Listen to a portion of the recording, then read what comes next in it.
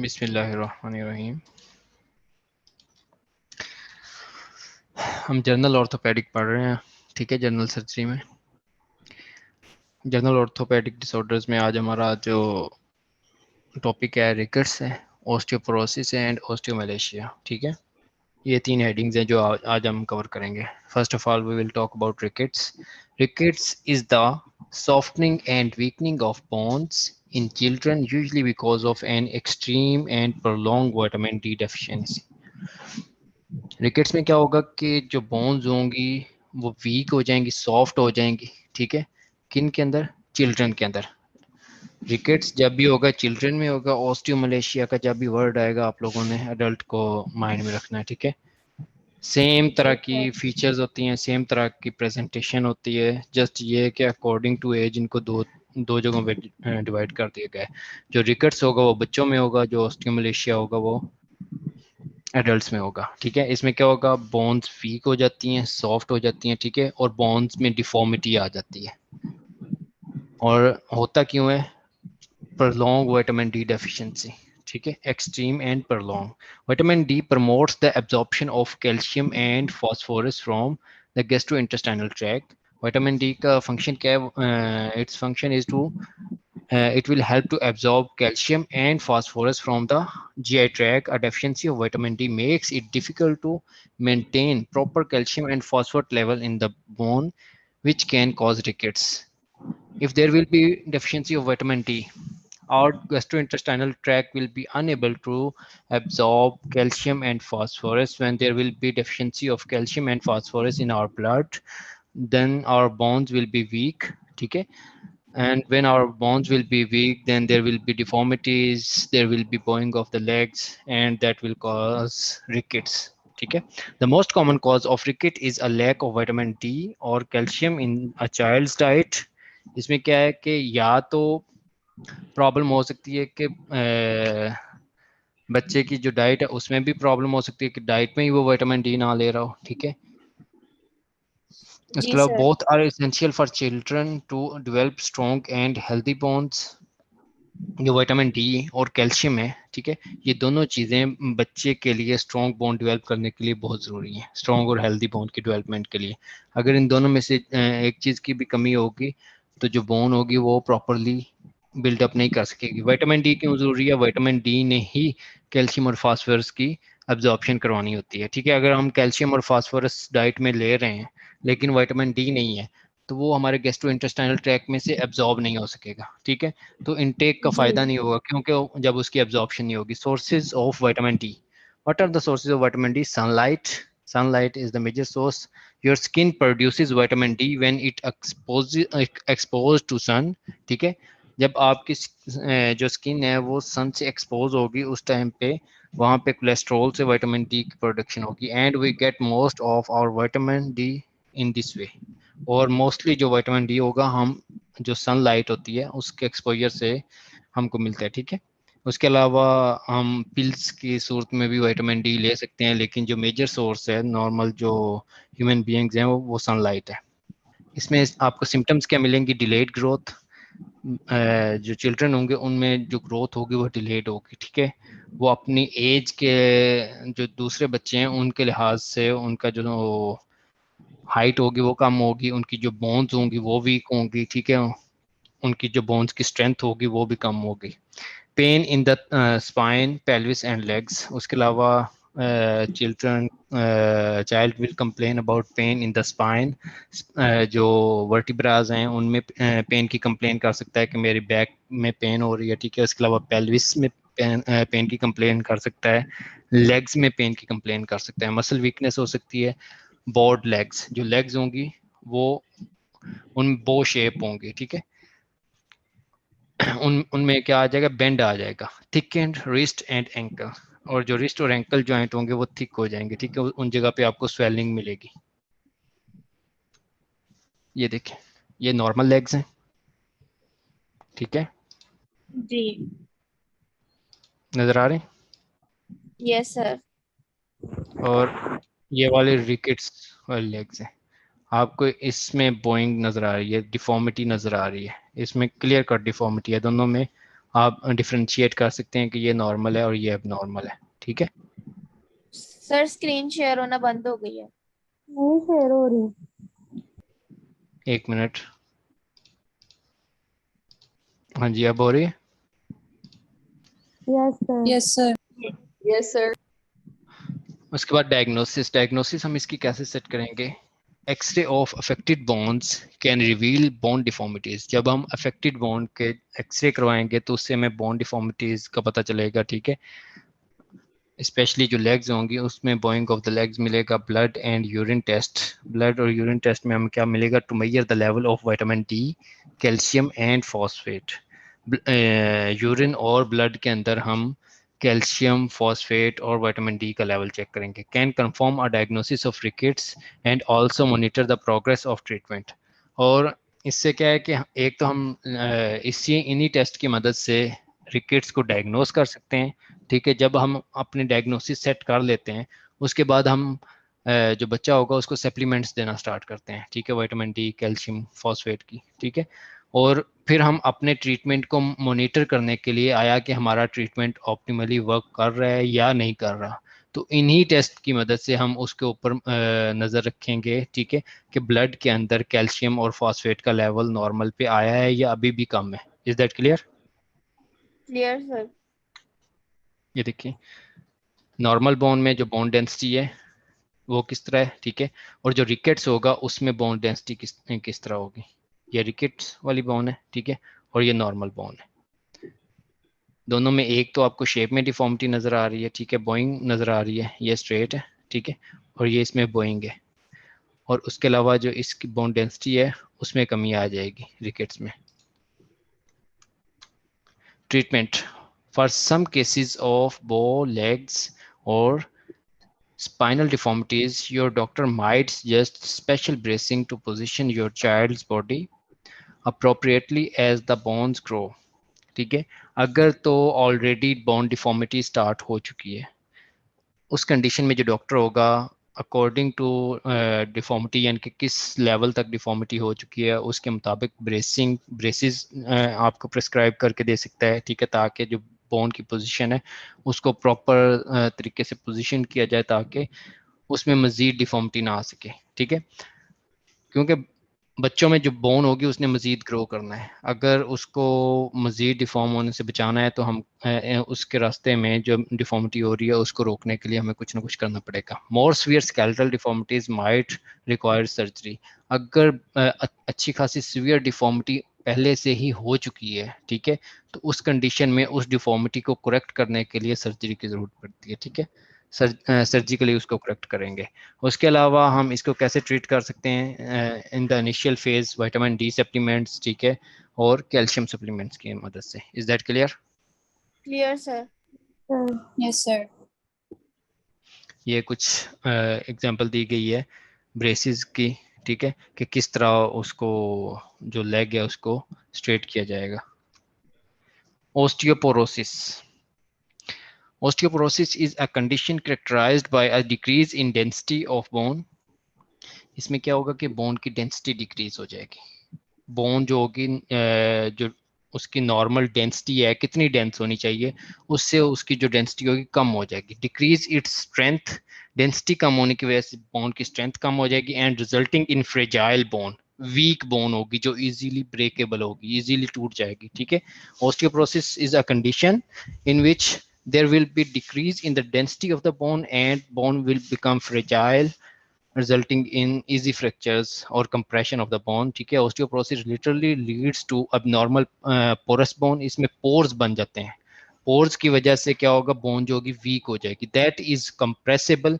उस बोन को कंप्रेस किया जा सकता है, नॉर्मली बोन को कंप्रेस नहीं किया जा सकता। Bone is a hard tissue, ठीक है, लेकिन पोरस बोन में ऑस्टियोपोरोसिस में बोन को कंप्रेस किया जा सकेगा because of pores. Like a sponge, जिस तरह एक स्पंज को हम कंप्रेस कर सकते हैं इस तरह बोन को भी। This disorder of the skeleton weakens the bone and result in frequent fractures in the bone. इस डिसऑर्डर की वजह से क्या होगा, जो बोन होगी वो बहुत वीक हो जाएगी, जब बोन वीक हो जाएगी तो उसमें इजीली फ्रैक्चर हो सकेगा, यानी कि छोटा सा एक ब्लो होगा, थोड़ी सी कोई चोट लगेगी, उससे बोन फ्रैक्चर इजीली हो जाएगा. Is that clear? Yes, sir. Yes, sir. What are the symptoms and causes of osteoporosis? Female genders के अंदर जो है ये कॉमन है, specially after menopause, because estrogen is a protective factor. जिस वक्त मेनोपॉज होगा, एस्ट्रोजन का लेवल कम होगा, उस टाइम पे ऑस्टियोपोरोसिस स्टार्ट हो जाएगी. ककेशियन एंड एशियन रेस, ये एशियन रेस में और ककेशियंस में ये कॉमन है. Thin and small body frame, जो थिन होंगे, लीन एंड थिन पर्सन, और उसके अलावा स्मॉल बॉडी फ्रेम जिनकी हाइट जो वो छोटी होगी, ठीक है, उनके अंदर ये प्रॉब्लम कॉमन है. फैमिली हिस्ट्री ऑफ ऑस्टियोपोरोसिस, अगर किसी के खानदान में पहले ही किसी को ऑस्टियोपोरोसिस है, दैट मींस उसके लिए जो रिस्क फैक्टर्स हैं वो इंक्रीज हो जाएंगे. फैमिली हिस्ट्री अगर पॉजिटिव है then this is a strong risk factor. उसके बाद सिगरेट स्मोकिंग, सिगरेट स्मोकर जो हैं उनके अंदर रिस्क इंक्रीज हो जाता है.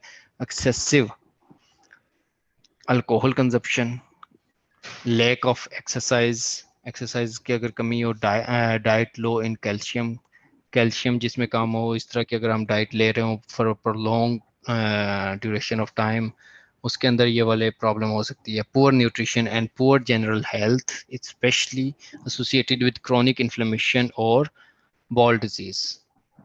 अगर न्यूट्रिशन पुअर हो, जर्नल हेल्थ पुअर हो, यानी कि lean and thin, emaciated person specially associated with chronic inflammation और बाउल डिजीज, यानी कि अल्सरेटिव कोलाइटिस का अगर पेशेंट हो, ठीक है, या क्रोनिक इन्फ्लेमेटरी बाउल डिजीज का पेशेंट हो, तो उसके अंदर ऑस्टियोपोरोसिस के चांसेस इंक्रीज हो सकते हैं. उसके अलावा मेल एब्जॉर्प्शन, अगर गट आपकी जो न्यूट्रिएंट्स हैं उनको प्रॉपरली एब्जॉर्ब नहीं कर रही, फॉर एग्जांपल जो कैल्शियम है, फॉस्फेट है, विटामिन डी है, उसको एब्जॉर्ब नहीं कर रही, ठीक है, तो उस कंडीशन में ऑस्टियोपोरोसिस हो सकती है. Is that clear?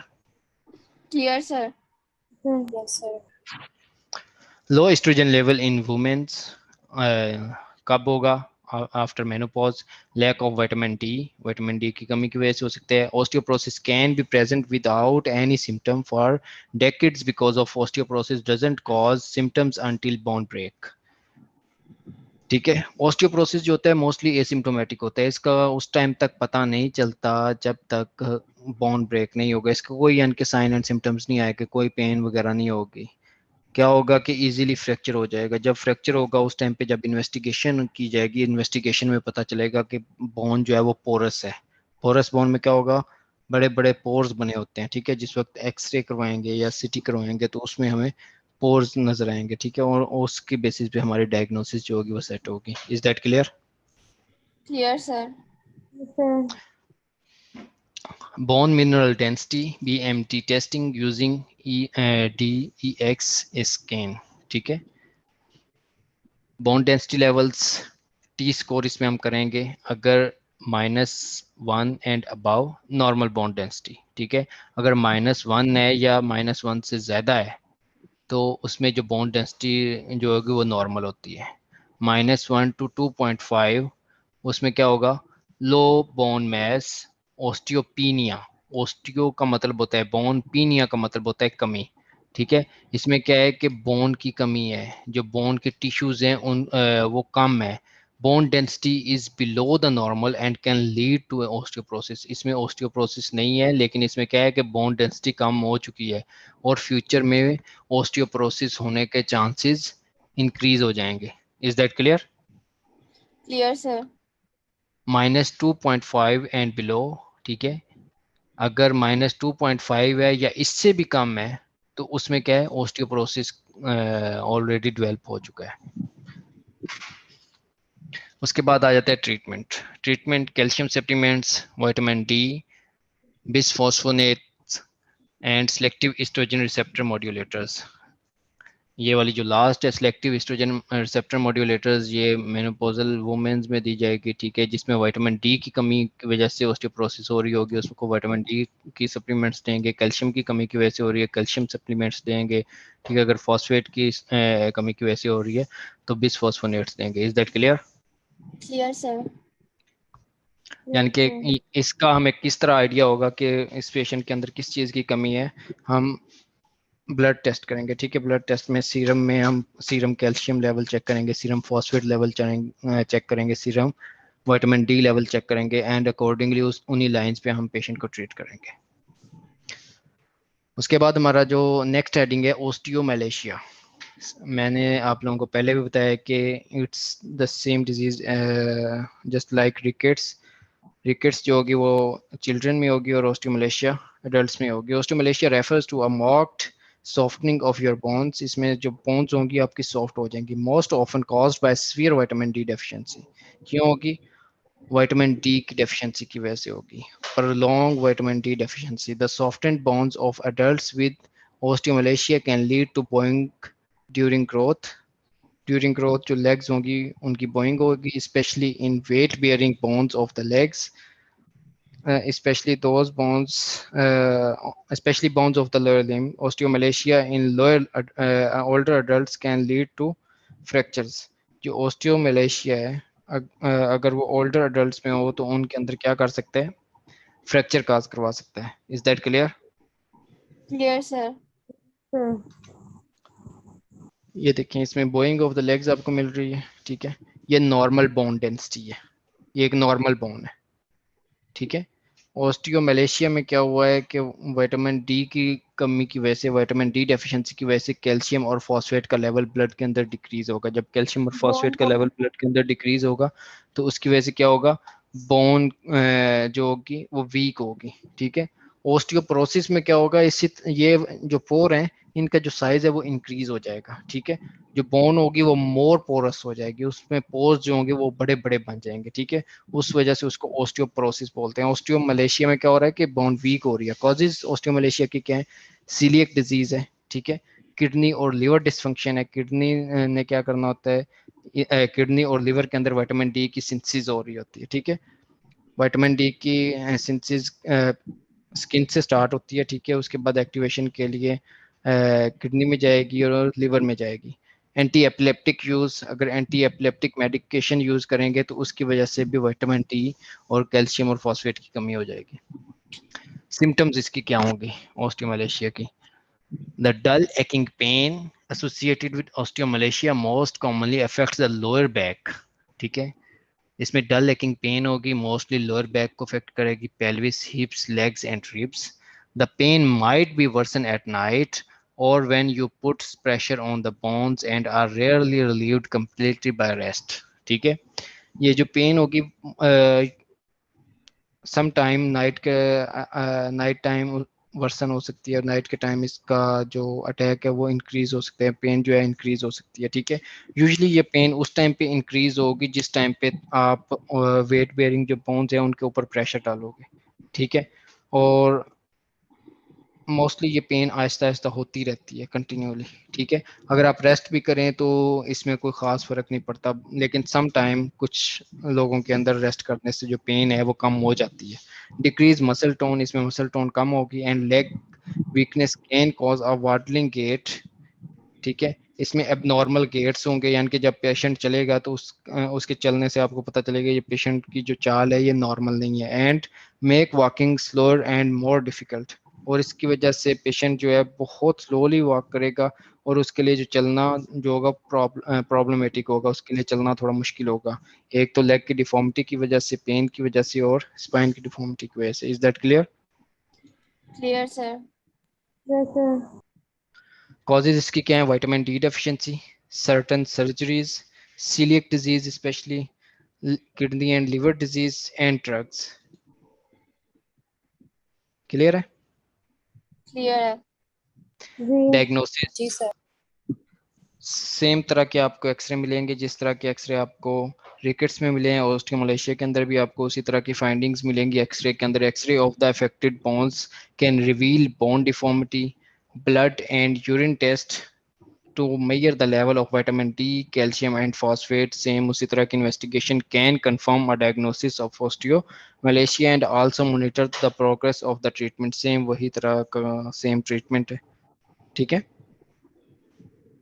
Ji sir. Vitamin D supplements दे सकते हैं, calcium supplements, phosphate supplements, surgical treatment for bone injury और फ्रैक्चर्स, ठीक है। अगर तो विदाउट सर्जिकल इंटरवेंशन अगर हम उसको फ्रैक्चर को सेट कर सकते हैं तो ठीक, अदरवाइज हमको सर्जिकली उसको सेट करना पड़ेगा, ठीक है। अगर डिफॉर्मिटी ज़्यादा है तो भी हमें सर्जिकली उसे करेक्ट करना पड़ेगा। Is that clear? Clear sir. तो आपके लिए जो रेफरेंस बुक है सर्जरी की, बेली एंड लव, ठीक है। तो आप लोगों ने ये वाला जो टॉपिक है वहाँ से भी इसको